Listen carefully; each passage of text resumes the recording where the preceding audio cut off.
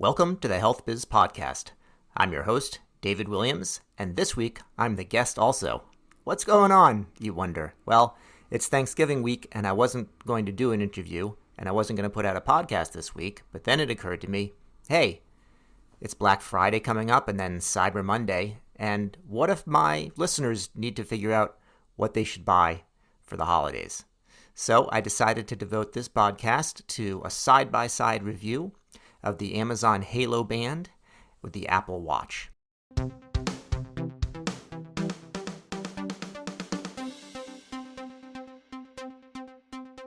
You might have heard about the new Halo Band from Amazon. It's still not available to the general public, but I put myself on a list and they sent me one just over a week ago. I was a little sad when I signed up that they didn't actually invite me right away to be one of the first influencers to get one, but at least I was somewhere toward the top of the list and I've been trying it out. I've been comparing it side by side with my trusty Apple Watch that I've had for a couple of years. So here's the bottom line. I like the Halo Band and I'm probably going to keep wearing it along with my Apple Watch even after this trial period. But if I had to choose just one wrist to cover, I think I would probably stick with the Apple Watch, even though it is more expensive and isn't perfect. So let's talk about the Halo first, and then I'll get back to the watch. I'm a big Amazon customer. We have boxes coming to the house probably every day. And more broadly, I've been excited to watch what they do in healthcare and always interested in their devices. I've tried some of the Amazon devices in the past. I remember I had an Amazon Fire tablet, which I eventually sent back to them. I've had a Kindle, which I haven't used much. Figured I don't need one more screen when I have some leisure time to read. But my family likes it, and I recently got another one once I found out that the new ones are waterproof. And I've been an early adopter of the Amazon Echo and been particularly excited about the possibilities for the Echo in healthcare, but also disappointed that they haven't done as much with it over the past few years as I would have expected. I also got one of those Echo Looks, which had a camera on it for fashion sense, never really used it. And now I also have a Blink camera that's owned by Amazon for home security. So I have some Amazon toys. I like the idea of the Halo, and in particular, it seemed to offer something a little bit different than what the Apple Watch was doing. So I put myself on that list to try it out. So I've had it for over a week now, and have a chance to say what I like about it, what I dislike about it, and how it compares with and how it complements the Apple Watch. The first thing is the styling is very low-key. It's really not a watch in the traditional sense. It's a band. There's no face on it, and so I don't have to try to read a tiny watch screen. Since I already have a watch and I'm carrying my phone around with me anyway, that's not really an issue. Even though the Amazon items don't tend to be as stylish as the Apple ones, I actually kind of like the band. I have the gray one, and it has some texture to it. It actually matches some gray socks that I have that I also bought from Amazon. I'll post a picture on the blog so you can see just how stylish they are. It's quite comfortable to wear. I don't have a problem wearing it all day, and even overnight it doesn't affect my sleeping, although it does measure it, which I'll talk about that in a minute. And the battery lasts a good long time. It lasts at least a couple days, and it's very quick to charge up. So not an issue. You can pretty much wear it all the time. One thing I do like, and that was missing from the Apple Watch, is sleep monitoring. I am really not a very good sleeper, I will confess, and I've tried hard to work on my sleep hygiene, things like not drinking caffeine or alcohol anytime close to bed, not looking at too many screens and all that. I've tried cognitive behavioral therapy programs for sleep that have helped. My wife is worried that I'm going to make things worse and obsess over my sleep by wearing the band, but I actually find it's pretty accurate and gives some interesting detail. When you look at the app, which I should mention goes along with the band, since there's no face on the band, you have to do everything in the app. It has a little section for sleep, and you can press on the sleep thing, and it gives you an analysis of your sleep the night before. It gives you an overall score, and then it also shows when you were in light sleep, deep sleep, when you were in REM, and also when you were up during the night. It plots that out. I find that interesting, and it measures the amount of time that you sleep and how long it takes to get to sleep and also a measure of your body temperature change during the sleep period. So overall, pretty interesting. I guess there's some other sleep monitors that do the same thing, but I have not had one before, and I find it to be pretty good. I also do like the activity monitoring.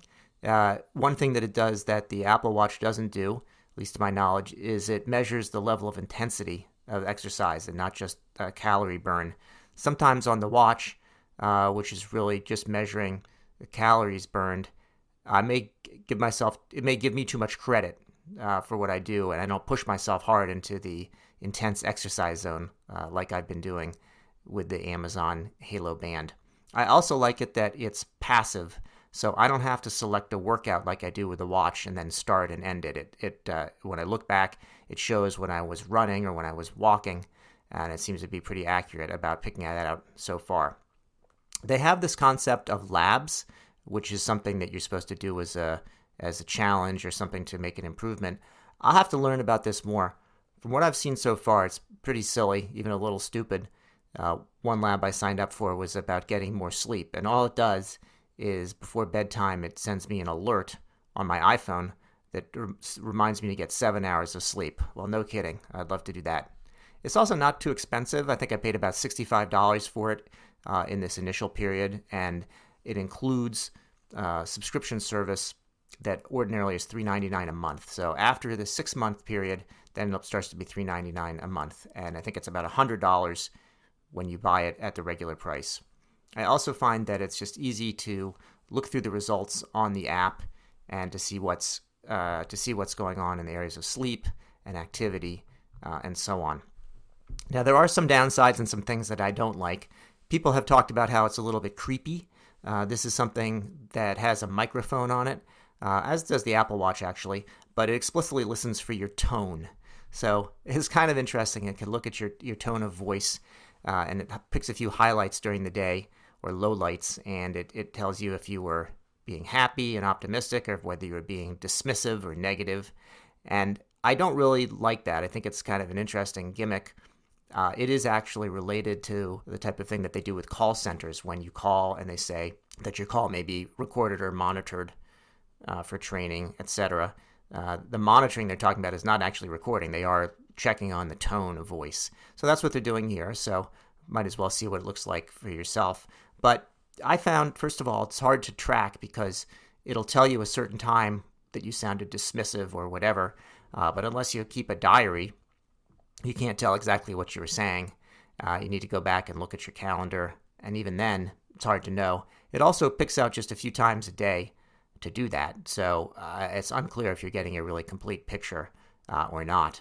The other thing that's creepy, the band itself doesn't take photos, of course, because it has no face or camera on it. But part of the app is something to monitor your body fat. And it looks like one of those TSA underwear scanners. In other words, when you go through the TSA machine and it's looking to see if you're carrying any contraband, it makes a scan of you. This does the same thing. You use your phone to take 4 photos, and it helps to determine your body fat, which, according to somebody, a commenter of mine on LinkedIn, said it's actually not very accurate, but it's also a little creepy and not photos that you would want to have probably around and in public. I haven't decided whether I'll post mine or not, so stay tuned. I'm sure you're excited for that. The charger is also, on the one hand, it's easy to use, but it's kind of like a cheap plastic clip. It looks like a clip for a potato chip container or for your hair. I don't have any hair, but if I've seen these things and you sort of clip it in, it looks a little bit silly. It's just also one more charger you have to have. Compared to the Apple one, it's not nearly as slick. And the sleep quality that I have to say, I've been using this, and it hasn't. My sleep hasn't really improved. So I don't know if I should blame the band or not for that.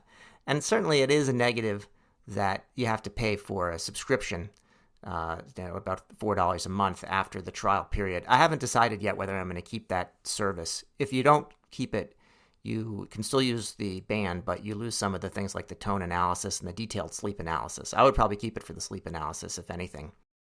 They don't really have third-party apps on it the way you have with the Apple Watch, but it does connect to some other places for data sharing. They may beef that up in the future.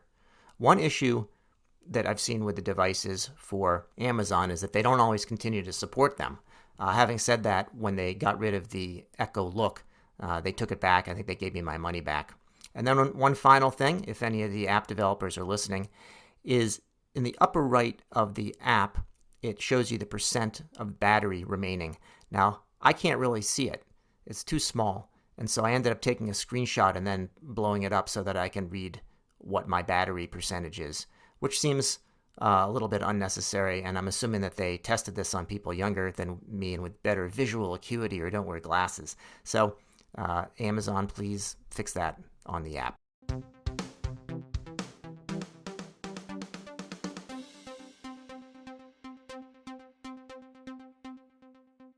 Now turning to the Apple Watch.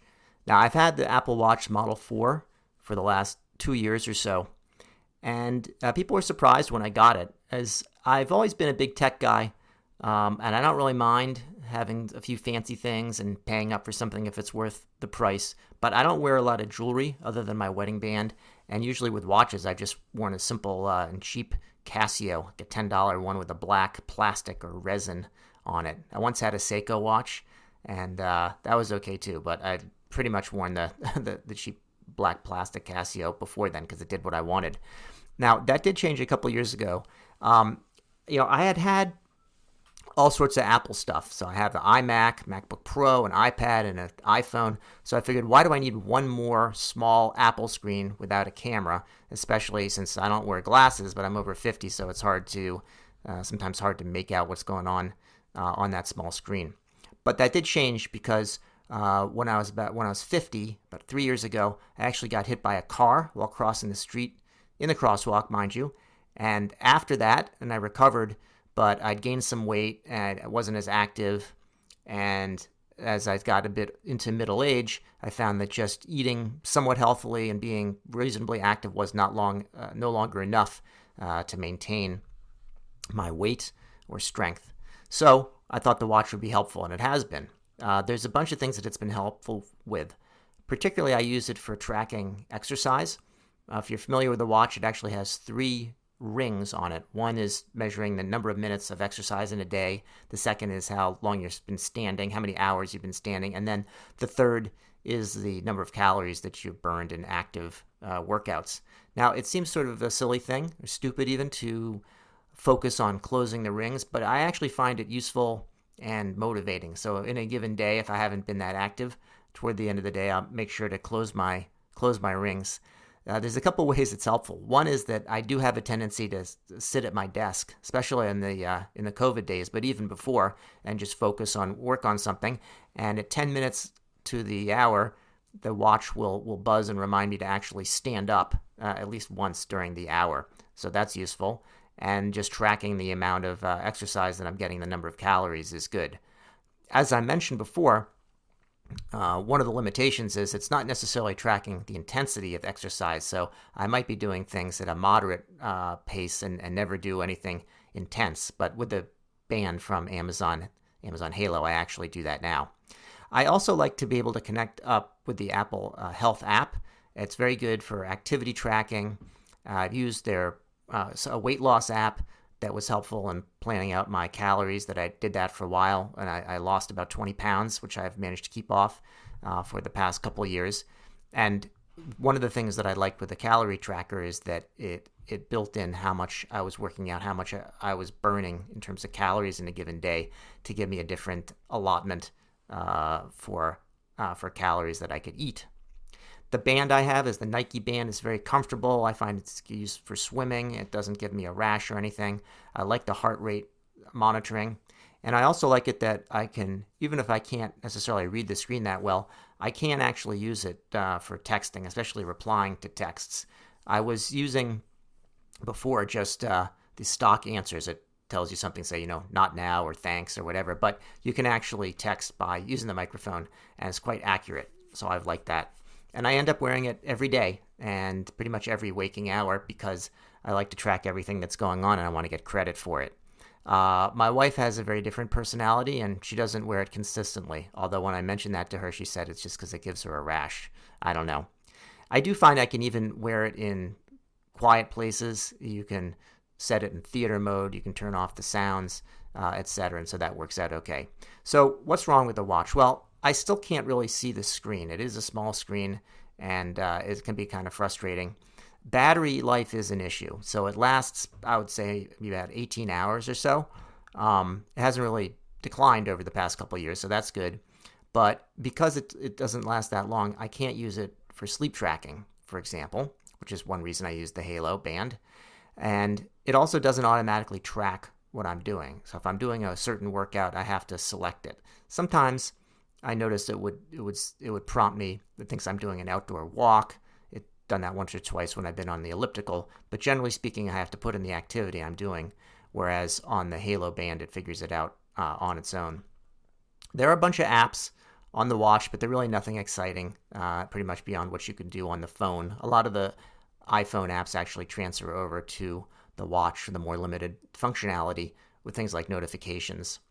And when this watch came out a couple years ago, people were real excited about it because it had an ECG monitor on it. And it does have one, but it's not what you might think. It's not one that goes automatically and monitors your ECG in the background. You actually have to activate it and take a reading.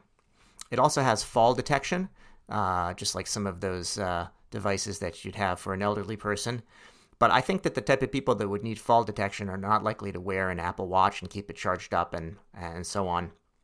The style is okay. It's well made, like a typical Apple product, but it's just sort of a boxy thing that sits on your wrist. And it's kind of expensive, especially if you get the Apple Care with it.